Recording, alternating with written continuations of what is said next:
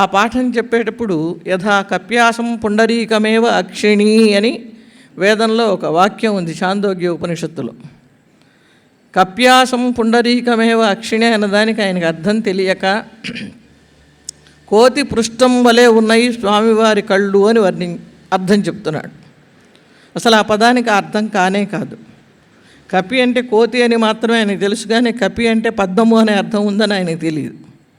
తెలియక అలా చెప్పంగానే రామానుజుల వారికి కంటి వెంట నుండి వేడి కన్నీరు కారి వారి శరీరం మీద పడింది.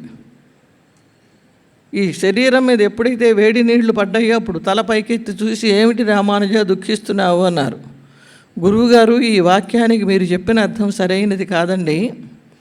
మంచి నీళ్లలో ఉన్నటువంటి బలమైనటువంటి తామర మొగ్గ సూర్యకిరణానికి వికసిస్తే ఎంత అందంగా ఉంటుందో అంత అందమైన కళ్ళు కలవాడు శ్రీమన్నారాయణుడు అని అర్థం.